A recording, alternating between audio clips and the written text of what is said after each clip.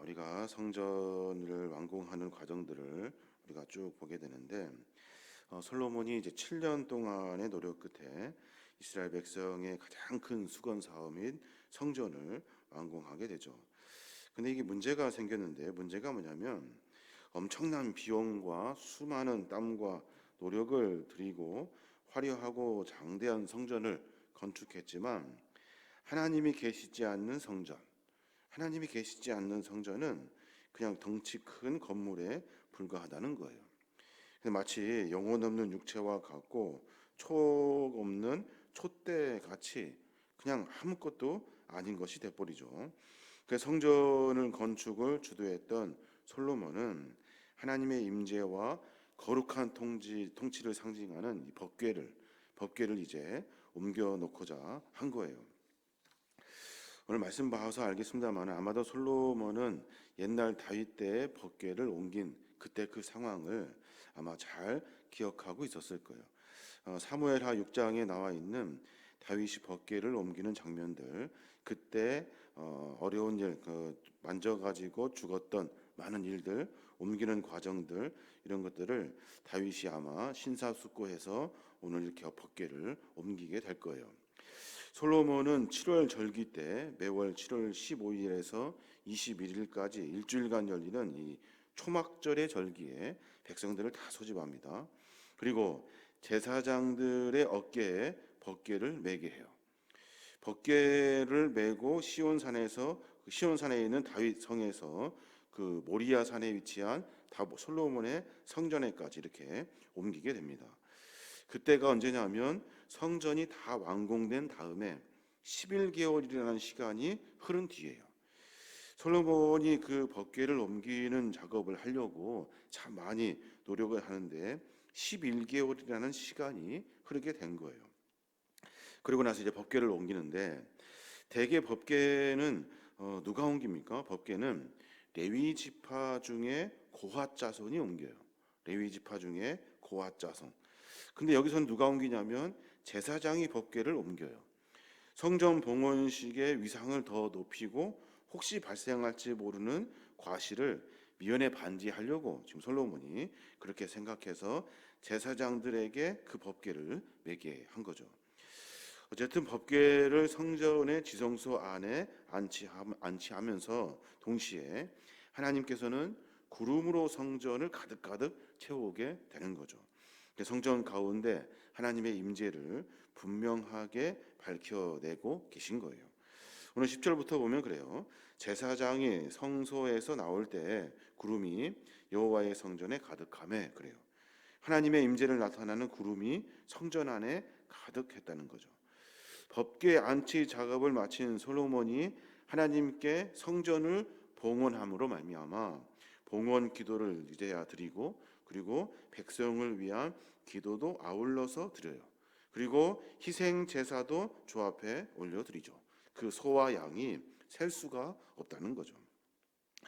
공식적으로 모든 성전의 봉헌식을 다 마쳐요. 법궤를 드림으로 말미암아 우리가 분명히 생각해야 될 것이 있는데 성전 봉헌식과 관련해서 하나님의 백성된 이스라엘 백성들에게 요구되는 것들이 있어요. 우리가 성전 안에 믿음과 신앙생활하면서 하나님이 우리에게 요구하시는 것이 있어요. 그것이 뭐냐면 하나님 중심의 삶을 요구하셔요. 하나님 중심의 삶. 그러니까 삶 속에 나 중심이 아니라 하나님 중심의 삶을 원하는 거죠. 솔로몬은 장엄하고 화려한 성전을 건축한 후에 그것으로 만족할 수가 없어가지고, 왜냐하면 하나님께서 임재하지 않는 성전은 아무것도 아니기 때문에 멋있고 화려하고 대단하고 그리고 다들 부러워하지만 하나님의 임재가 없다는 사실을 솔로몬이 깨달아요. 다른 사람 같으면 자랑했을 거예요. 대단합니다, 위엄이 있습니다, 큽니다 하는 일에 솔로몬이 우쭐댔을 거란 말이에요. 근데 솔로몬은 고민해요. 크고 장대하고 대단한데 이 안에 하나님이 계시지 않는다는 사실을 깨달아요. 그래서 솔로몬은 어려운 일이지만 법궤를 성전으로 옮기는 작업이 시급하다는 것을 알고 그 작업을 준비해요. 그 기간이 11개월이나 걸렸다는 거예요. 11개월. 참으로 긴 시간일 거예요. 시간 날짜 맞춰 가지고 완공되는 날짜 맞춰서 가지고 오면 될 것인데, 그런데 솔로몬은 하나님이 혹이나 우리의 잘못된 것들로 하여금 벌하시지 않을지, 하나님이 혹여나 우리가 하는 일이 실수의 것이 되지 않도록 11개월의 시간을 동안 준비하고 또 준비해요. 그래서 혹여나 만약에 레위 지파 고앗 자손 그 사람들이 운반하다가 정결하지 못한 모습을 하나님이 아시면 안 되니 제사장들이 그 일을 맡아 할 수 있도록 그 모든 것들을 다 다시 준비해요. 그리고 나서 제사장들로 하여금 그 먼 시온산에서 모리아 산까지 성전을 직접 메고 그 일을 옮기는 작업을 하게 되는 거예요. 이 모든 것은 자기의 계획과 생각이 아니라 하나님이 무엇을 원하시는가, 하나님이 어떠한 것을 즐겨 하시는가, 하나님의 마음이 어떠한가를 고민하는 그런 다윗 솔로몬의 삶의 모습을 우리가 성경을 통해서 엿볼 수가 있어요. 성도는 성도가 되기 위해서 자기 중심의 자기 자신이 세상에 욕심을 채워가는 시간들이 아니라 성도는 하나님이 무엇을 원하시는지 늘 고민하는 신앙의 삶의 모습이 우리 안에 있어야 하는 거예요. 그때 생명과 진리이신 하나님을 거룩하게 모실 수 있고 하나님의 임재로 말미암아 우리가 하나님의 긍휼의 은혜를 만날 수 있게 되는 거예요. 또 하나, 오늘 하나님의 법궤를 옮기는 과정을 통해서 이스라엘 백성들에게 요구하는 하나님의 뜻이 있어요. 그것이 뭐냐면 하나님 중심의 삶이 첫 번째라면 두 번째는 경건한 삶이 중요해요. 경건한 삶. 오늘 11절에 보니까 그래요. 제사장이 그 구름으로 말미암아 능히 서서 섬기지 못하였으니 이는 여호와의 영광이 여호와의 성전에 가득함이었더라 그래요. 하나님의 임재를 상징하는 구름이 성전 안에 가득했다는 거죠. 그래서 제사장들이 섬기지를 못했대요. 그러니까 그들이 하나님의 성전에서 일해야 하는데 일하지 못했다는 거예요. 왜 못했을까? 여러 이유가 있었겠죠. 하나님의 임재가 있으니 감히 엄습할 수 없고 가까이 할 수 없어서 그럴 수 있겠죠. 근데 분명한 것은 제사장의 일과 삶을 중지할 수 있을 만큼, 중지해야 될 만큼 그들의 삶의 경건을 하나님은 원하고 계셨던 거예요. 그래서 솔로몬은 헌신과 봉사에 늘 열심히 했던 제사장들의 삶의 모습도 역시 다시 점검해야 한다라고 선포하고 그들의 모습을 정비하기 시작해요. 그러니까 늘 우리는 내 계획을 짜고 내가 무슨 일을 하든지 항상 자기 만족의 것이 아니라 하나님의 만족을 위해 삶을 살아야 되고, 경건한 삶의 모습, 내 삶의 내 흔적이 아니라 내 습관이 아니라 하나님이 원하시는 삶으로 늘 살아야 하는 거예요. 하나님의 임재가 있는데 우리가 그곳에 있지 못할 이유가 없고, 하나님이 우리 안에 계시는데 우리가 살아가지 못할 이유가 없는 거예요. 그 있다 한다면 이유는 한 가지, 하나님 안에 합당하지가 않는 경건하지 못한 삶을 살기에 하나님이 그것을 용납하지 않아야 하시는 거죠. 이게 바로 우리의 경건의 삶의 모습을 요구하시는 하나님의 모습을 우리가 알 수가 있어요. 오늘 솔로몬은 성전을 지어놓고 11개월 동안 고민합니다. 고민하고 또 고민해요. 이 덩치는 크고 멋있고 화려하기는 한데 허전해, 뭔가 없다는 사실을 솔로몬이 깨달아요.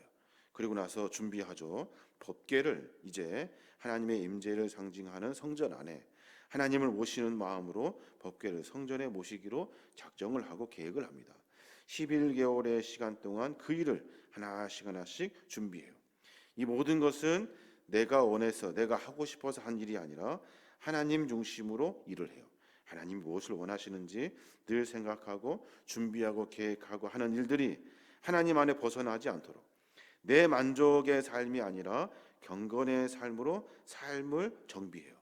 하나님이 보시기에 합당한 삶이 무언가, 늘 하나님이 나를 보고 무엇을 기뻐하실까 하는 것들로 말미암아 이스라엘 백성들이 성전 안에 하나님의 임재를 만나게 한 거예요. 이게 바로 하나님이 우리에게 요구하시는 신앙의 삶의 모습이 아닌가 하는 생각을 해보게 됩니다. 오늘 말씀을 묵상하면서 그런 생각을 해봐요. 나는 과연 하나님 중심의 삶을 살고 있는가? 또 나는 하나님의 만족을 얻을 만한 경건한 삶을 살고 있는가? 만약에 그렇지 못하다면 하나님의 성전 안에 있으며 오늘 있었던 제사장들과 같이 하나님의 임재를 만나지 못할 것이고, 또 성전은 크고 대단하고 화려하지만 하나님 중심의 삶이 없는 신앙의 여정은 하나님의 임재를 만날 수 없는 그런 연약한 존재가 돼버리고 마는 거죠.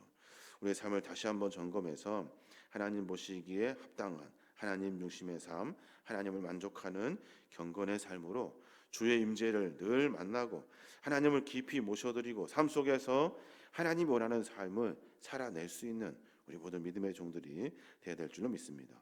저 여러분이 그런 삶으로 말미암아 더 하나님을 기쁘게 하고 주님과 깊은 교제를 나누시는 우리 모든 심령들 되시길 주님의 이름으로 축원합니다.